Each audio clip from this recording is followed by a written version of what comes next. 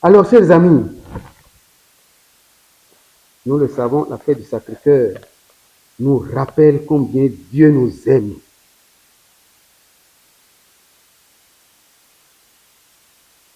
Et c'est le pape Jean-Paul II qui a eu cette intuition ou cette inspiration de faire de la fête du Sacré-Cœur la journée mondiale de prière pour la sanctification des prêtres. Et nous nous retrouvons pour nous souvenir de la plainte de Jésus à Sainte Marguerite Marie à la Coque au XVIIe siècle. En effet, à cette époque, la foi chrétienne était ébranlée par le protestantisme et le jansénisme. La piété des fidèles et des clercs était affadie. Jésus apparaît à une visitandine, une moniale. Et dans l'une de ses conversations, voici ce que Jésus a dit. En montrant son cœur, je crois que c'est à peu près cette image. Je n'étais pas présent, mais vous comprenez. Voici ce cœur qui a tant aimé les hommes, qui n'a rien épargné jusqu'à s'épuiser et se consumer pour leur témoigner son amour et pour toute gratitude. Je ne reçois de la plupart des hommes que des ingratitudes par leur irrévérence et leur sacrilège, par leur froideur et leur mépris qu'ils ont pour moi dans ce sacrement d'amour. Jésus se plaint. Il n'a pas l'habitude de se plaindre. Il se plaint. Il aime. Il veut nous sauver. Mais le monde nous distrait.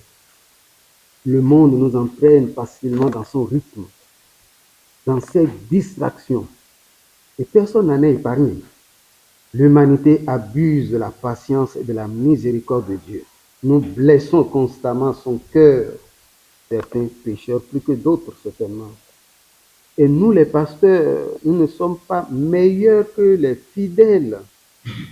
A priori, nous ne sommes pas meilleurs. Cette plainte de Jésus nous concerne aussi.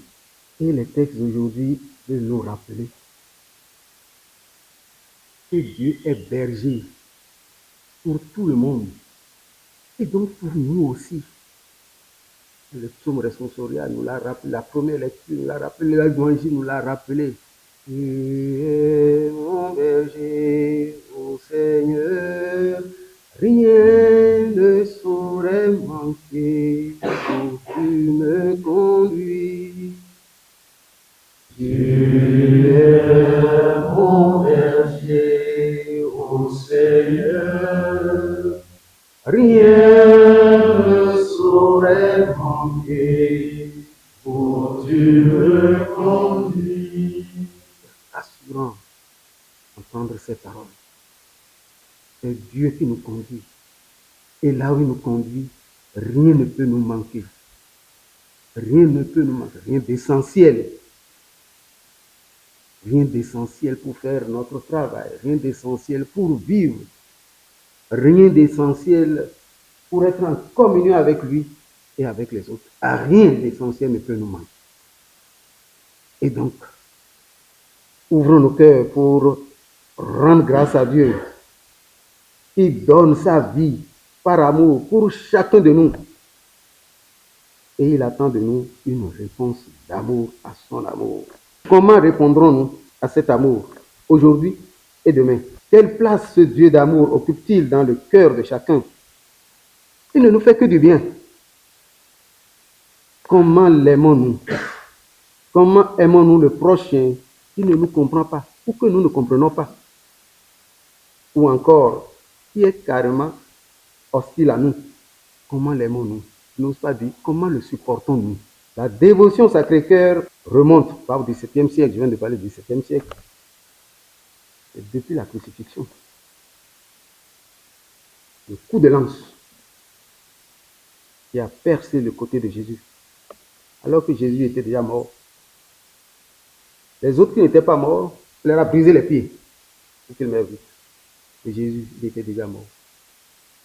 Néanmoins, avec rage, un soldat il a transpercé le côté.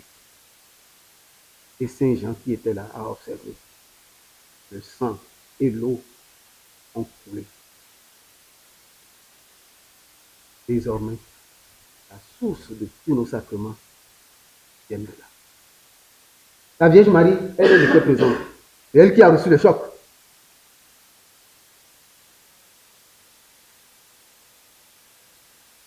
Une lance, un coup de lance transpercera le cœur.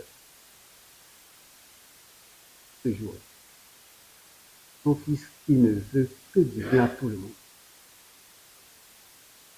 Regardons comment il a été mené dans sa passion avec une haine incroyable.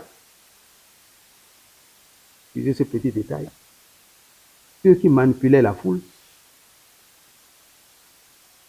c'était les religieux. C'était l'élite, les juifs, les prêtres, les grands prêtres, le grand conseil. Ceux-là qui devraient l'aider à accueillir l'amour de Dieu dans sa personne. C'est plutôt eux qui manipulaient. Pilate qui était un non-juif, qui était un païen, qui était même ennemi, puisque c'était l'Empire romain, ennemi, n'est-ce pas, de la race juive. Pilate a tout fait pour sauver Jésus. Il n'a pas réussi. Crucifie-le, crucifie-le. Et le coup de lance est pour nous le symbole du don total. D'ordinaire, quand on tue une bête, c'est le sang qui sort. Et Saint Jean a observé que même l'eau est sortie.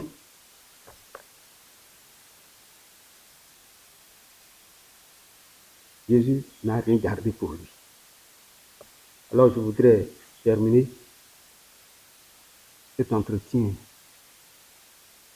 en nous rappelant 3 petites phrases que le pape François nous a laissées.